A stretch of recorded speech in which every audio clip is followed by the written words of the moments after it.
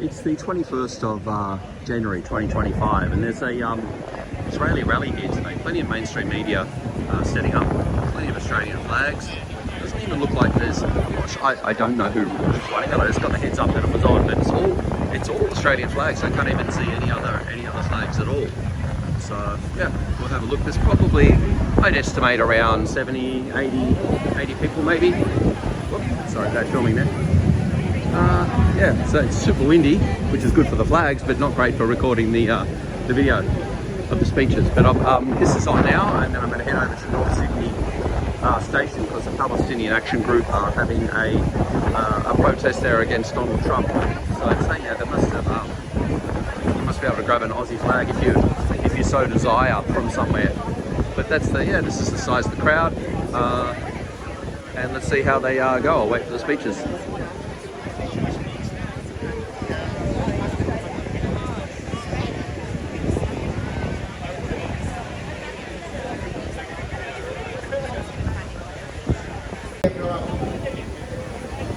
My name is Eitan, and I'm an Australian citizen, and I'm also a Jew. We here are all Australians, whether we are Jewish, whether we are not Jewish, whether we're from other faiths, we're all Australians. Our anthem says, we are one and free. We are not one and we are not free at the moment. There have been many incidents that have occurred to our community. 9 incidents over the last month and a half, 9 anti-Semitic incidents here in Sydney alone. Obviously we know what happened in Melbourne at Maroubra Synagogue, but here to members of our community, I myself suffered physical and verbal abuse over the last almost 2 years. Because, why? Because I'm Jewish. I'm proud to be Jewish. I wear a kippah on my head. I'm proud to be Jewish. But we are not okay. We are not okay. But we're also not violent. We respect property and we respect lives. We're here today to call out and say, enough is not enough. It's time for action. We know today the federal government had a national cabinet on antisemitism. That is not enough. The federal government needs to step up and do more. They need to empower the authorities to use the full power of the law to bring these criminals, every single one of them, to justice. We thank the police so far who have found and brought some of the criminals to justice, but that is not enough. We need to have every single one of those perpetrators brought to justice, and needs to be done with the empowerment of the federal government. We, the Jewish community, are hurting. We actually fought this morning. At 8:30 this morning, I called a number of my colleagues, and look at you, thank you for coming here tonight to support and call the Australian federal government, enough is enough.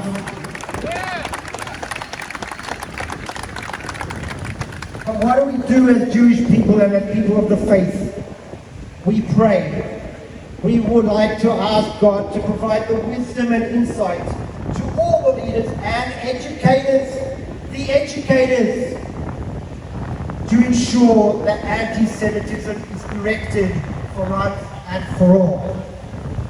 We're now going to say some tehillim, some prayers, led by the Rabbi of the great synagogue here in Sydney, Rabbi Wentworth. In these terrible and hard times, it is good to come together to stand in solidarity with each other and to stand for a better Australia. I'll start with Psalm 121. Shir Lamalot, Esainai el-Harim Me'ayin Yavo Ezri. Ezri Ne'em Adonai, Oseh Shamayim Haaretz. I turn my eyes to the mountains, from where will my help come? My help comes from the Lord, maker of heaven and earth. Al Yatein Amot Raglecha, Al Yadum Shomrecha. He Hinei lo yanum v'lo yishan shomer Yisrael. Adonai shomrecha, Adonai tzilcha al yad yaminecha. Yomam hashemesh v'yakecha v'yarech halayla. Adonai yishmarcha mitorah yishmoa et yashecha. Adonai yishmor tzidcha v'echa me'ata v'yadolam. The Lord will guard you from all harm. He will guard your life. The Lord will guard your going and coming now and forever. Psalm 130. Shir ha'ma'alot b'mamakim praticha Adonai. Out of the depths I call to you, O Lord. Adonai shema v'koli tiena asnecha kashuvot v'kol tachnunai. In abonot tishmariyav Adonai mi yamod. Kimechav slicha leman tivarei. Kibiti Adonai kitan nafshi v'livarach ochalti. Nafshi Adonai mishomrim laboker, shomrim laboker. Yachel Yisrael el Adonai, Kim Adonai chesed v'nirva imoch v'dut. O Israel, wait for the Lord, for with the Lord is steadfast love and great power to redeem. And we give that Israel mikol avonotav.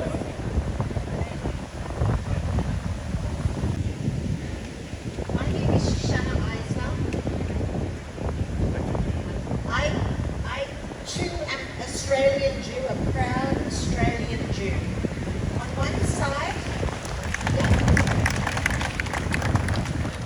On one side of my family, I'm the 6th generation Australian, and on the other side, my mother was born in communist Romania to two parents who were both survivors of the Holocaust. It is appropriate that on this windy evening we stand close to the Parliament House steps, as this is where our previous Premier stood each day to give a pandemic report. We've gathered here tonight because Australia is dealing with an epidemic of hate. Australia is dealing with an epidemic of lawlessness and an epidemic of what appears to be, and I'm saying appears to be, sanctioned antisemitism. And actually this is not just an epidemic, but it's actually a pandemic, a worldwide pandemic. A worldwide pandemic of hate. I'm going to go against the grain, and I'm going to say that what we are seeing on our streets is not anti-Semitism, it's racism. Yeah, exactly. Somehow, on October 9, outside our magnificent Opera House just down the street, a portal was opened which allowed racism, public racism, onto our fair shores. When our brave police were instructed, because that is only what it could have been, when they were instructed to stand silently as people shouted, "Where are the Jews?" We didn't realise that things were going to go dramatically downhill from there. Why are most of us living in Australia? Because we escaped somewhere. We fled from another beautiful country where we were victims of racism. There is no question that the rate of attack on Jews are increasing dramatically more than any other group in Australia. Declaring war on anti-Semitism so far has not worked. It's getting worse. Let us call it what it is, racism or intolerance. Perhaps it would be more relatable. Then after each attack on the Jewish community, our members of parliament wouldn't need to decry anti-Semitism and Islamophobia. They could just say that Australia doesn't tolerate racism. It is appropriate that we are standing near Parliament House because there are laws already in place to prevent what we are seeing. There are laws against yelling racial epithets in public. There are laws against university academics provoking hate against their students. There are even laws against making racist statements on social media. There are definitely laws against doxing. The issue is that these laws are not being enforced. Our magnificent police force is here to protect us. They're being shouted at too.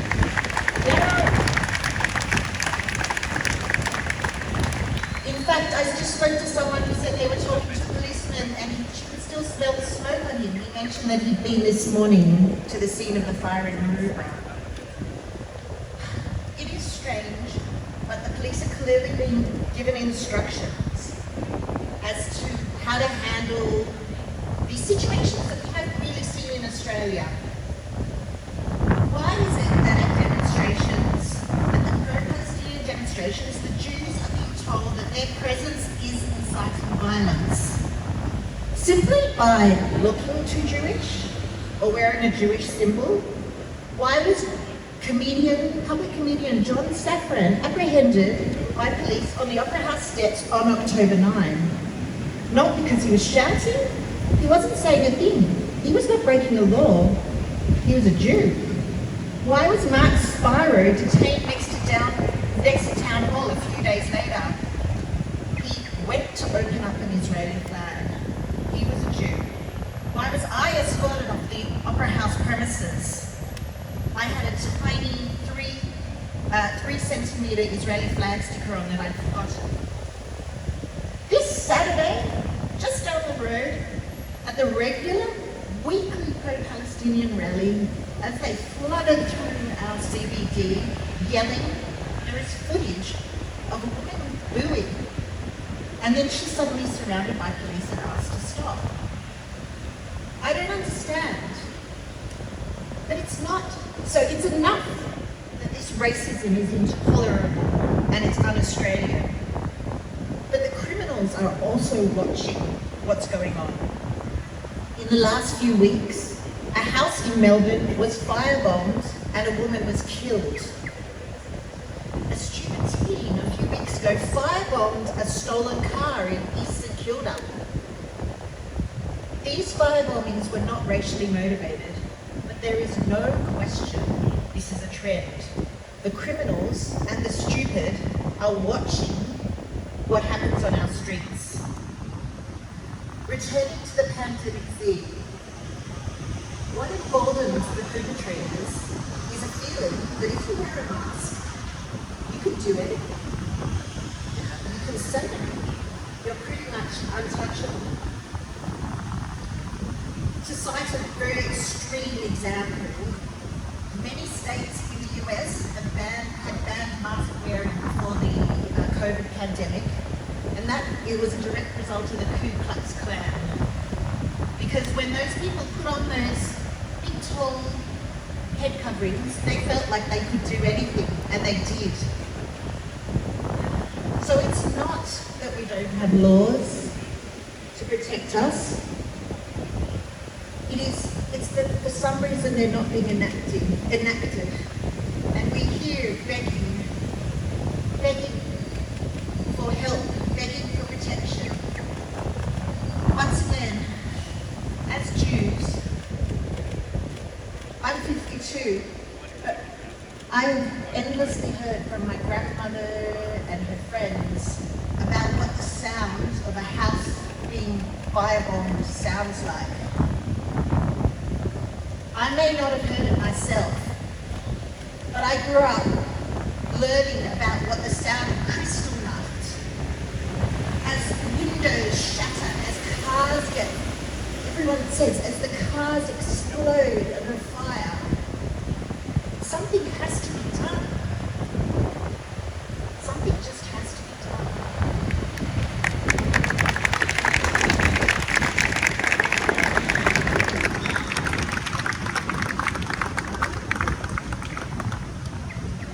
For the area where the firebombing happened this morning is at another event for the Jewish community. So I would like to introduce Knox.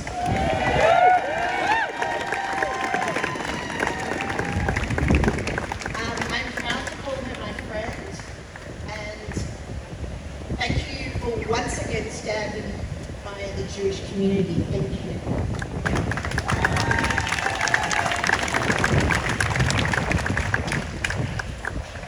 Josh is quite tall.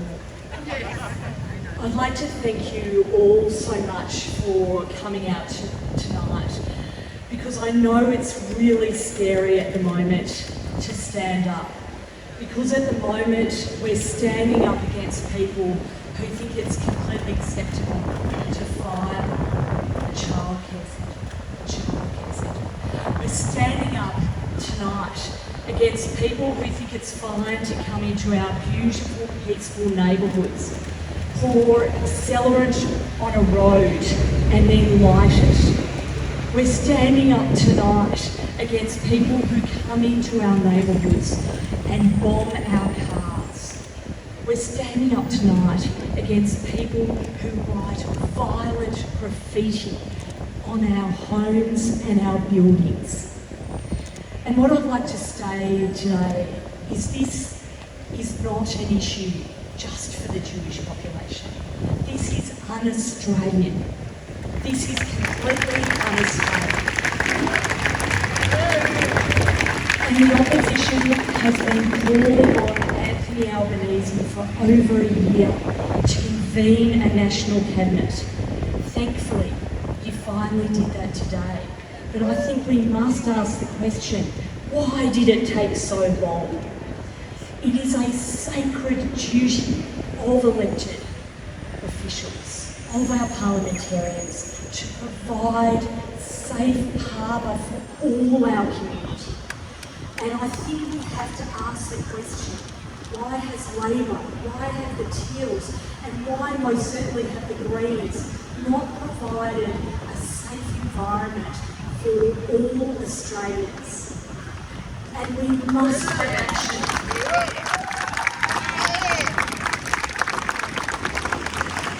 So we are calling on the Prime Minister to adopt the recommendations that the Liberal leadership team handed down yesterday.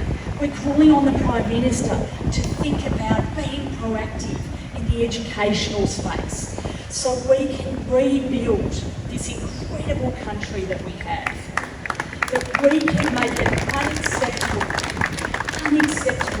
that any group in Australia can feel like our Jewish community have felt over the last 15 months. It's unacceptable.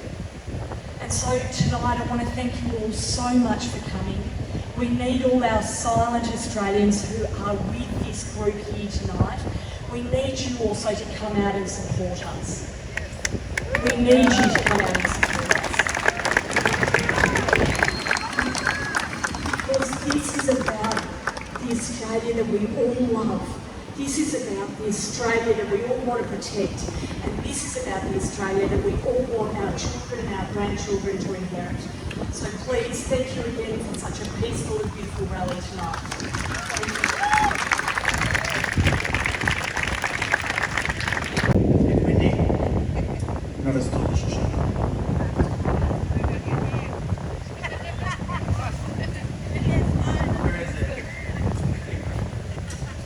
Raise your hand if you experience any form of anti-Semitism. If you are threatened, if anyone intimidated you, if you experience physical violence, if your family member, your friend, your colleague, anyone that you know experience anti-Semitism. Raise your hand if you're afraid to wear the Star of David on your neck. Raise your hand if you're afraid to speak Hebrew in the street. Raise your hand if you received a phone call from Israel asking if we are okay. A country at war with thousands of casualties asking us if we're okay. We're not okay. The time for talk is over. The time for lip service is over. The time for actions, not from us, not just from us, from our leaders, is now. No more press conferences, no more concerned look, no more this has no place in Australia. This is Australia now. To fix this, we need action. Our leaders cannot just throw money at security, task force this, strikes for that. To fund security force for synagogues, for childcare centers, it does not treat the problem, it treats the symptom. The problem is that we need security services for synagogues and childcare centers. The problem is that we do feel unsafe. And the problem is, it's just the new normal. How many of you were surprised to wake up this morning to the news? I stopped being surprised. I call it a Tuesday. And the money that the government is spending on all these band-aids to try to fix these issues, first of all, it doesn't work. But how do they expect to fix the problem when side by side of social cohesion, they also fund individuals like Met Chung, if you heard of him. Australian artist who got $42,000 from the government, I wish I got this one, who said, and I quote him word by word, 1,000 October 7th, that would still represent patience, righteousness, and restraint on the part of the Palestinian resistance. It would be a microscopic fraction of justice. We are paying for this.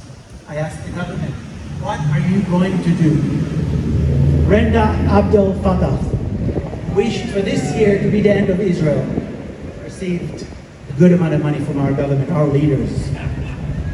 Again, our government, our leaders, what are you going to do?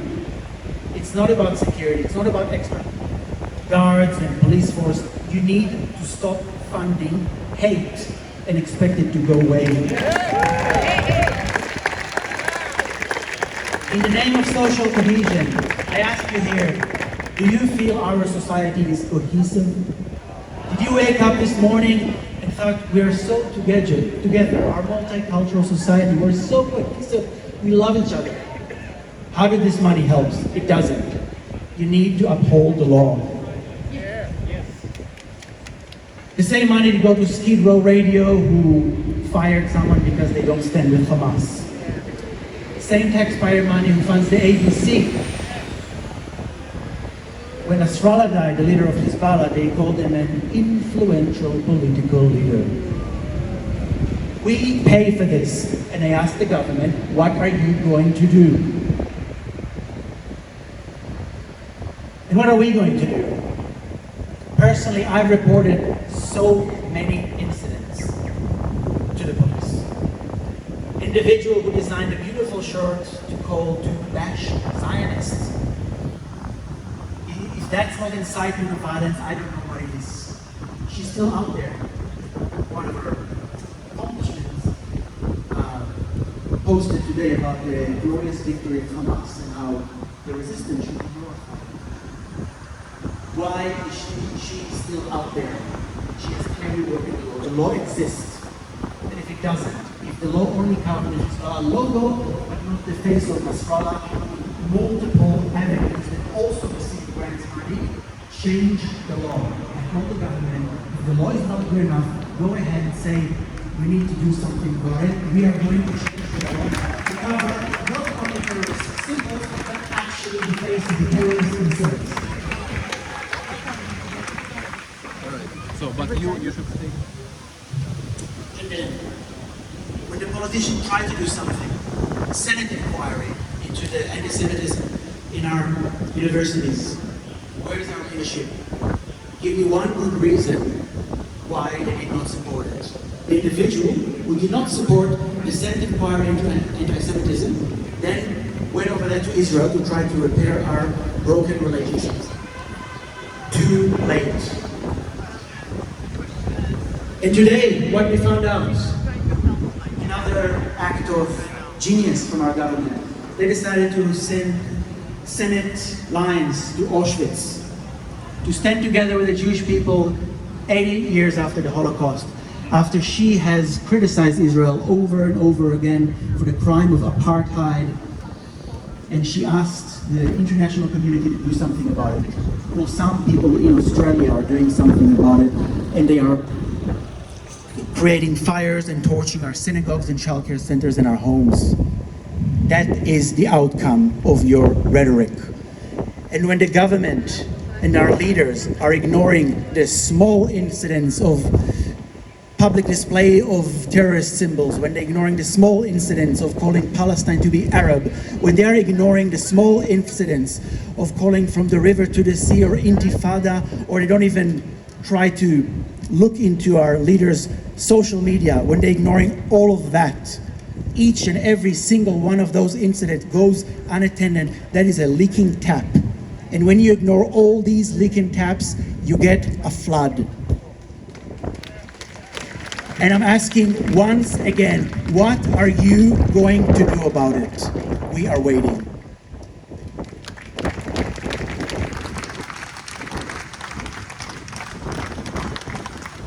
Yeah, it's the 21st of January 2025. I've just left the Israeli rally in the city, and I've come over to the north of Sydney outside the US Consulate building. I always think it's quite a small spot here because it's only on the footpath, but it looks like they're taking up half the road at this stage. So it's quite, yeah, the police have got like half the road blocked off. Oh yes, someone told me they've shuttered up the US Embassy, which is true. They put black shutters on there, which is completely true. And you'll have these guys will be AFP, and then there'll be cops as well. For the genocide in Gaza. So it looks like they have a little stage here, and there's probably an equal number of people at the Israeli rally. Maybe slightly less. That now there's a ceasefire, he can get out from under these issues and have a free hand to campaign on his own chosen agenda. No. We must ensure there is no forgetting the issues, no forgetting the complicity of the Australian government, because you see, in similar fashion, at any time, Australia could have cut off the supply of the crucial missile launching kit for the F-35 combat aircraft, because up in Queensland, the Ferrar company is the sole global supplier. One word from Anthony Albanese could have made that real material difference. It never came. Shame indeed. One of the military allies of the Palestinians who were impeding Israel's genocide was the Houthis in Yemen. And of course, they were bombed in a much publicised bombing raid by United States long-range B-2 stealth bombers. We also know that they were refueled in mid-air by aircraft which must have used Australian airspace in order to do so. So again, one word from the Australian government would have ruled out that operation and Australia's part in it, and that word was never forthcoming. So these are the aspects that we must keep harping on when the federal election draws nigh.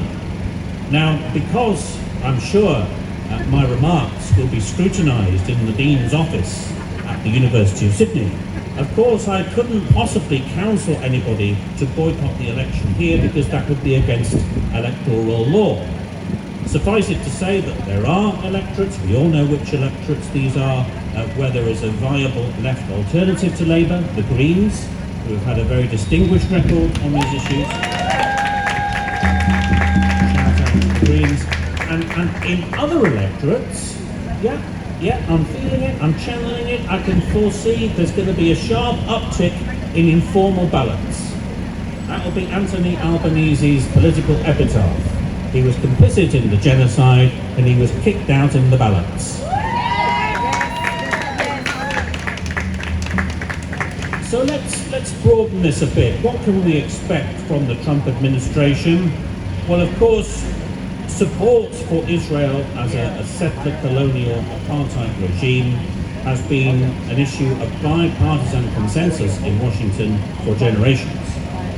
We all know now, because people dragged it out and put it on telly, what Joe Biden said when he was a senator in the mid-1980s in that Senate committee, that if Israel didn't exist, the United States would have to invent it. And by way of proof that this was a matter of bipartisan consensus, the Secretary of Defense in the Reagan administration, at the time Republican, Caspar Weinberger, characterized Israel as America's unsinkable battleship in the Middle East. And that's an important clue, because you see, delving further back into history, of course the Promised Land was interpreted within Zionism by Theodor Herzl at the end of the 19th century, at the time of nation-state formation, shortly before Australian Federation, of course. Was interpreted as a mandate to establish an actual patch of terrestrial property for the Jewish people. And there were others within the Zionist movement who said that would be unwise to seek to establish such a state on Palestinian territory, would consign Israel to be permanently at war, and would therefore risk vitiating the mission of spiritual renewal, which Jewish people wanted to make after centuries of persecution in Christian Europe, and in fact vitiating that achievement. And so it has proved. But this is the utility of Israel to the United States. No point being an ally of the United States unless you're prepared to go to war, because war fighting is seen in Washington as a source of comparative competitive advantage. And that brings us inexorably, of course, on to the AUKUS submarine deal. Why is it that Australia could not satisfactorily defend itself with French submarines in an entente cordiale? Well, the old propaganda line of forward defence has been trotted out now and again to make us overlook the thousands upon thousands of kilometres that separate Australia from Beijing. So forward defence is the name of the game. It is unmistakably a programme to corral Australia into war against China. And don't buy all these, again I'll use the polite word propaganda, about deterrence. It's about war fighting. And everything in the United States record proves as much. As a neoconservative said at the time of the invasion of Iraq, every so often America needs to pick up a small crappy little country and throw it against the wall just to show the rest of the world we mean business. Now what is at stake for that war machine? It is to emerge from this episode having established that war fighting capacity is, if you'll forgive the pun, a trump card. It can override international law, international humanitarian law, and the will of the international community. We are the international community, and we have to disabuse people in power of any such notion, beginning now on the streets, carrying on into the federal election, and looking forward to broaden the agenda. Because I'll just make this my last remark, I promise. If we're delving into some of the reasons for Trump's victory, Trump's two victories now, we can look back to the time when he was first running for the Republican nomination in 2016, and one of his first campaign stops was at a factory in Cleveland, Ohio, where they were manufacturing air conditioning units profitably. These workers were protesting because the bosses of that factory wanted to move the whole shebang to Mexico to make them even more profitably and benefit from the North America Free Trade Agreement, where they could pay much lower wages and much worse conditions. So Trump positioned himself as sympathising with these workers, and that remains a valid source of anger. Because you see, the problem with these political parties that want to benefit from progressive votes to pitch them into power, the Democrats, Australian Labour, UK Labour, is that they are presiding over a system that is not working. Capitalism is not working. And if the Albanese years will be remembered not only for complicity in genocide, but also for the issue that everyone tells opinion pollsters is of most concern to them, namely the cost of living crisis. So for Australian families to access the most basic human right of keeping a roof over their heads, they've seen ever more of their income gobbled up by soaring mortgage payments, while at the same time Australia's biggest mortgage lender, the Commonwealth Bank, has recorded two successive record-breaking annual profits of $10 billion. Do I hear the faintest flicker of a conversation in Canberra about imposing a windfall tax on these windfall profits? and using it to invest in public housing for people to take shelter and exercise that right? Unfortunately not. So looking ahead, we have to use this moment to dislodge some of the certitudes from the political repertoire of these parties, such as the Democrats and the Labour parties in these two places and elsewhere as well, that they can get away with managing neoliberal capital and still get into power. No, if there's not a redistributionist reform agenda, then the genuine anger and grievance that is generated through structural strain in neoliberal capitalism will be turned on scapegoats instead. And that's what Trump is all about. Hence the ranting about the 200% tariffs, which is the same point he started with, only reduced to the well beyond the point of pastiche. Hence the mad scheme to round up millions of people and force them back across the border into Central America. These will, of course, miss their mark. The tariffs, as everybody's pointed out, will merely suck inflation into American consumer markets, and therefore push the cost of living even further away from people's ability to meet it. So we're going to have a lot of grievance swirling around. We're going to have the vested interests of the billionaire class in directing it against one set of scapegoats after another. We, on the other hand, must insist that this makes the case for the pretense at managing neoliberal capitalism to be shed and forsaken in favour of a proper reform agenda, a left agenda that we can all rally behind and really change our societies for the better.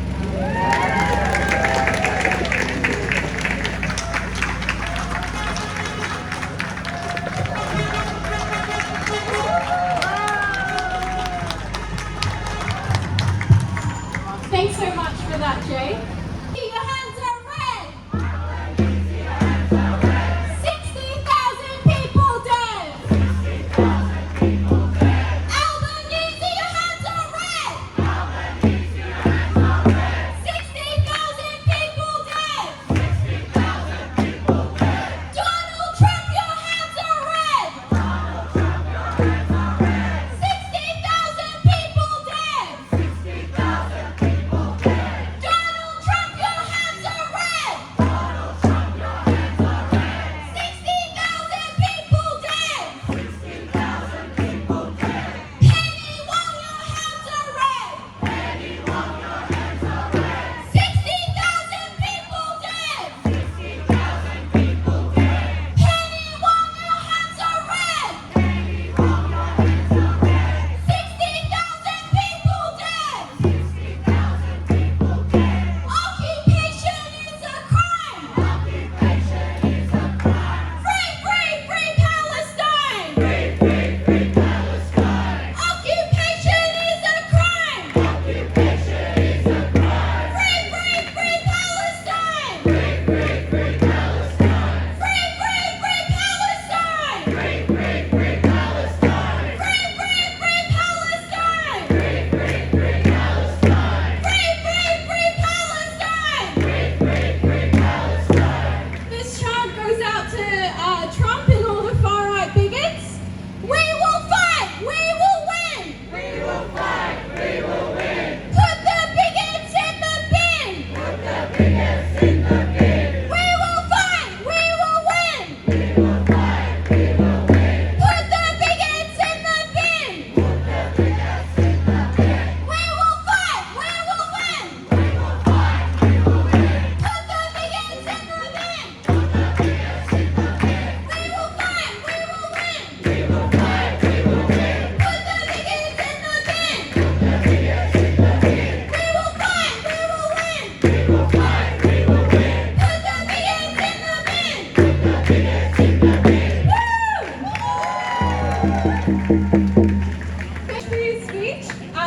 As a university student, I can really attest to the hypocrisy of our university institutions who are using the terms like psychosocial safety in order to repress our protests, crack down on our freedom of speech, not allow us to put up posters on campus because we are threatening the so-called social safety of people who don't want to see our students stand up to a genocide. Shame! And it's pretty hypocritical when it's our university's ties to weapons companies that are actively threatening the actual safety of Palestinians in Gaza and the West Bank. Shame! And then there's also the ties that our universities have in order to celebrate the United States. Like our university, the University of Sydney, has a United States Study Centre that was set up by Michael Green, who was the advisor for George Bush during the war in Iraq, shame, which led to the killing of millions of people in the Middle East, the total destruction of cities in Iraq, and our university has a centre in order to celebrate that. Shame.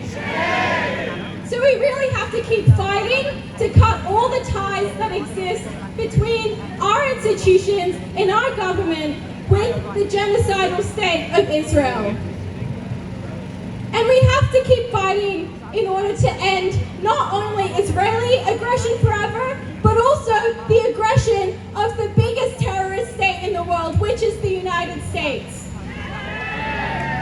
And Trump has committed to expanding US imperialism, to expanding their reach across the world, trying to use military force and any force necessary in order to make sure the US stays at the top of the world pecking order. And I think we can expect a lot more warmongering, a lot more racism, and a lot more violence coming from the Trump administration. So I'd like to introduce our last speaker, Ahmed Abadla. He is a Gazan activist for Palestine who's been long involved in the Palestine Action Group here in Sydney. Make him feel welcome. Salamat everyone, my name is Ahmed. I am from Palestine, from Gaza. I want to start by acknowledging the traditional custodians of the land on which we meet today and pay my respects to their elders past, present and emerging. This land was never ceded, always was and always will be. Aboriginal land! This land is a ground zero of a genocide that occurred more than 230 years ago, and its echoes still reverberate to our day. We're meeting today on Maroubra country.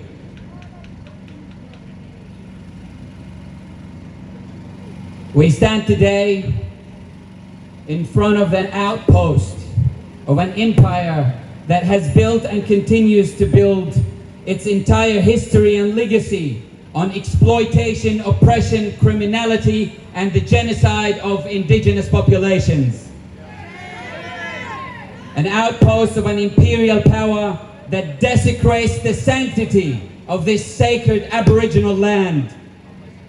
An imperial power that has for centuries led the Western societies, including this colony, in a global campaign of indoctrination and colonization of the minds.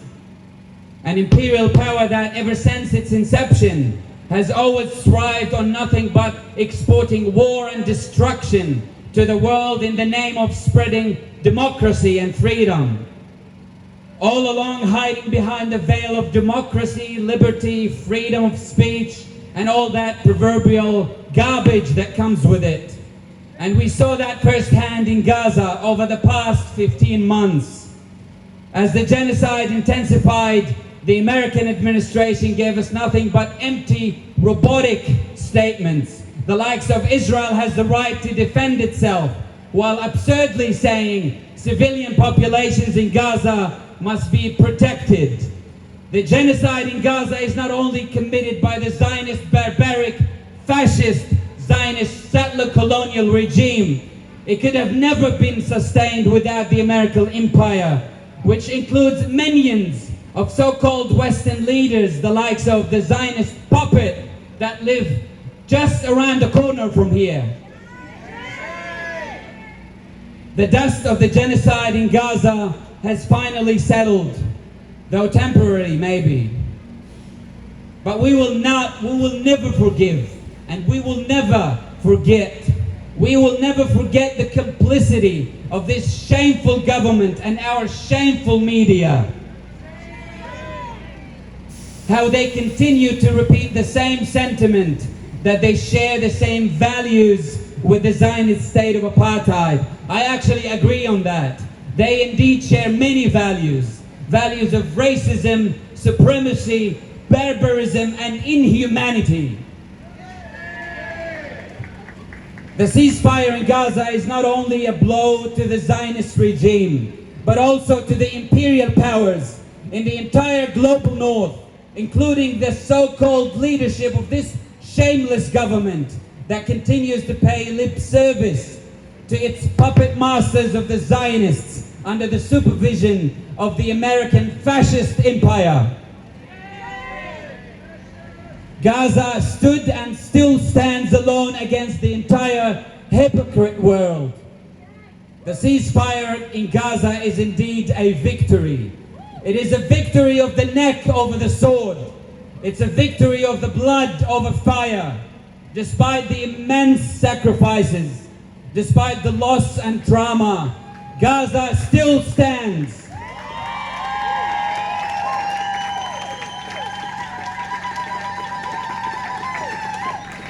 Gaza still stands and will rise again from the rubble.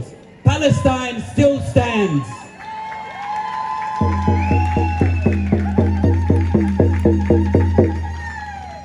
The dust of the genocide in Gaza has finally settled. I can't believe I can finally get to say these words.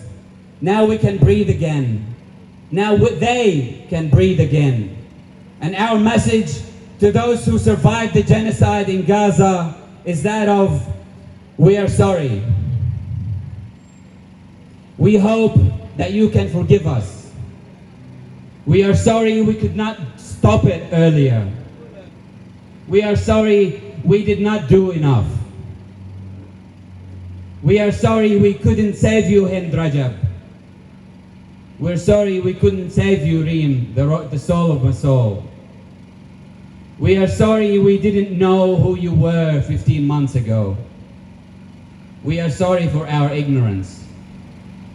But now we do know who you are. We see you and we hear you loud and clear. Even in your death.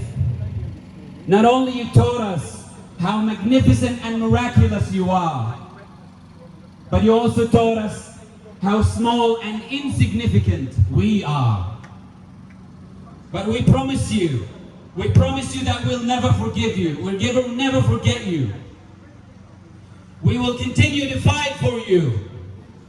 The ceasefire in Gaza is never the end. Far from it. There's a ceasefire in Gaza today, but the siege is still happening and hasn't been lifted yet. The Zionist occupation is not over yet. Apartheid Israel is not dismantled yet. The ceasefire in Gaza is happening today, but the fire is still raging in the West Bank. The fire is still raging in Jerusalem. The fire is still raging in the heart of every Palestinian inside the Zionist regime. And the fire will continue to rage in every one of us until liberation is achieved.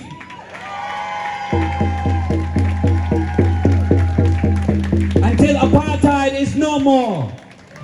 Until Zionism is eradicated. The ceasefire in Gaza is not the end for us. It is just the beginning. Our fight still continues against racism, against supremacy, against capital, against empire. And this place right here stands as the embodiment of all that.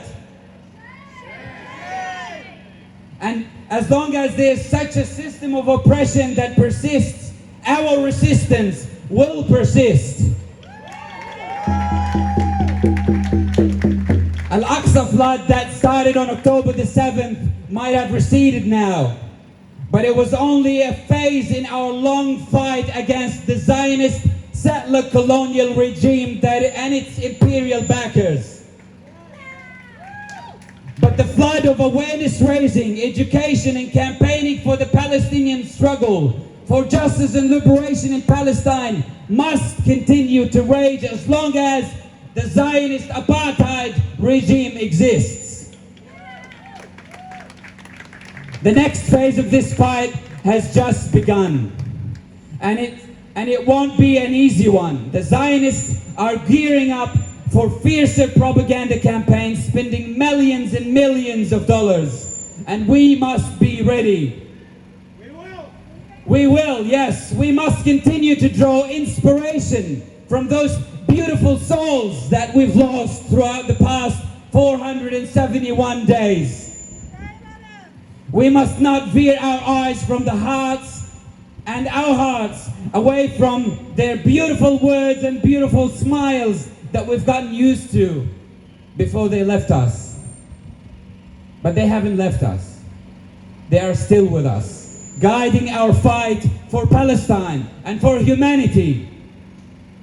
We will continue to intensify our efforts for Palestine. We will continue to expose the appalling and disgusting true face of Zionism and empire.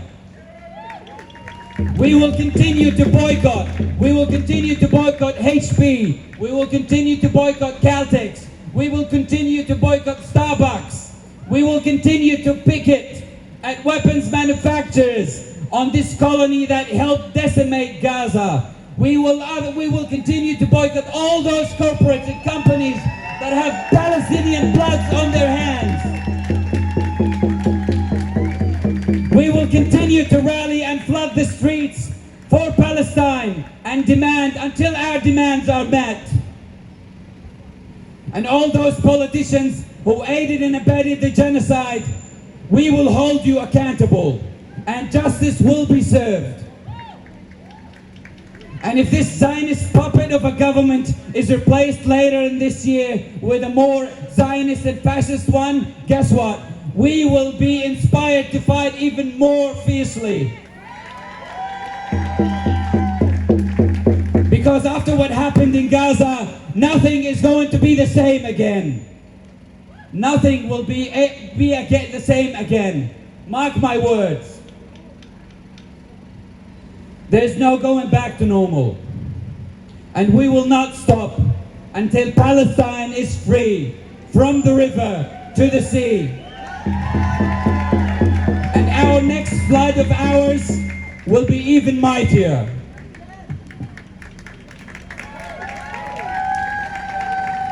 Everyone for coming out tonight.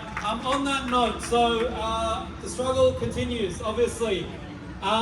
This Sunday, like we said, is Invasion Day, so that protest 10 a.m. at Belmore Park, that's the park next to Central Station. The Sunday after that, we will be gathering again for our Hyde Park protest. That's going to be 1 p.m. Sunday the 2nd of February.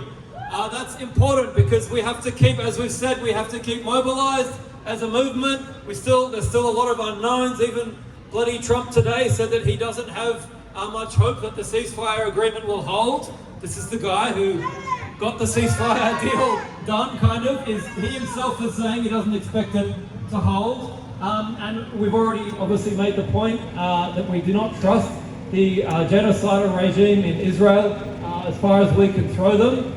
So that's going to be Sunday, the 2nd of February.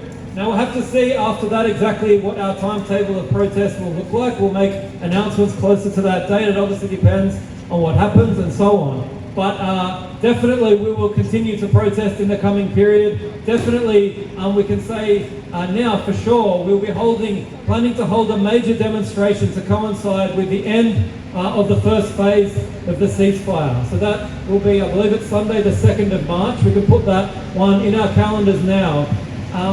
This will be a crucial moment because this could be a key moment when Israel resumes, its slaughter in the Gaza Strip. We know that the far right in Israel, many within the Israeli government and Israeli society absolutely want and intend to continue the slaughter in Gaza as soon as they possibly can.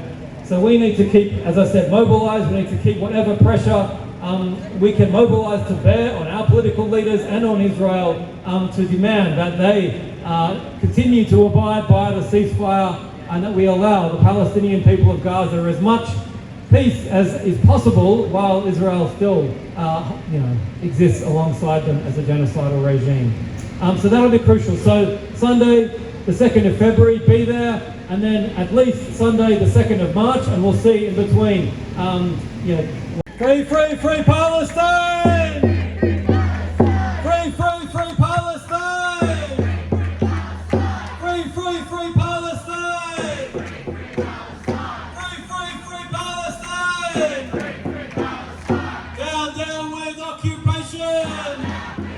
And up, up with liberation! Down, down with occupation! Up, up with liberation! And I'm gonna try a kind of new one. Goes like this. Occupation is a crime! We won't stop till we free Palestine! Occupation is a crime! We won't stop till we free Palestine! Occupation is a crime! We won't stop till we free Palestine! We won't stop till we free Palestine! We won't stop till we free Palestine! We won't stop till we free Palestine! All right. Thanks everyone for coming out tonight. On that note, so the struggle continues, obviously. This Sunday, like we said, is Invasion Day, so that protest 10 a.m. at Belmore Park, that's the park next to Central Station. The Sunday after that, we will be gathering again for our Hyde Park protest. That's going to be 1 p.m. Sunday the 2nd of February. That's important because we have to keep, as we've said, we have to keep mobilized as a movement. There's still a lot of unknowns. Even bloody Trump today said that he doesn't have much hope that the ceasefire agreement will hold. This is the guy who got the ceasefire deal done, kind of. He himself is saying he doesn't expect it to hold. And we've already obviously made the point that we do not trust the genocidal regime in Israel as far as we can throw them. So that's going to be Sunday, the 2nd of February. Now we'll have to see after that exactly what our timetable of protest will look like. We'll make announcements closer to that date. It obviously depends on what happens and so on. But definitely we will continue to protest in the coming period. Definitely we can say now for sure we'll be planning to hold a major demonstration to coincide with the end of the first phase of the ceasefire. So that will be, I believe it's Sunday the 2nd of March. We can put that one in our calendars now. This will be a crucial moment because this could be a key moment when Israel resumes, its slaughter in the Gaza Strip. We know that the far right in Israel, many within the Israeli government and Israeli society, absolutely want and intend to continue the slaughter in Gaza as soon as they possibly can. So we need to keep, as I said, mobilized. We need to keep whatever pressure we can mobilize to bear on our political leaders and on Israel to demand that they continue to abide by the ceasefire and that we allow the Palestinian people of Gaza as much peace as is possible while Israel still exists alongside them as a genocidal regime. So that'll be crucial. So Sunday, the 2nd of February, be there, and then at least Sunday, the 2nd of March, and we'll see in between, whatever. Stay tuned basically for any more actions we think we need to call, and it's quite likely there will be more. So yeah, thanks everyone for coming out tonight. Thanks everyone for being part of such an important and inspiring movement for these past 16 months. It's right for us to feel a sense of, relief and hope now, but also a sense of vigilance and determination to keep this fight going. So we can wrap up there, but let's leave in one final chant. Let's bring it out to the people, the good and otherwise people of Sydney, and the people of the United States and Australia and beyond, to say, from the river to the sea, Palestine will be free, and from the sea to the river, Palestine will live forever, from the sea to the river, Palestine will live forever.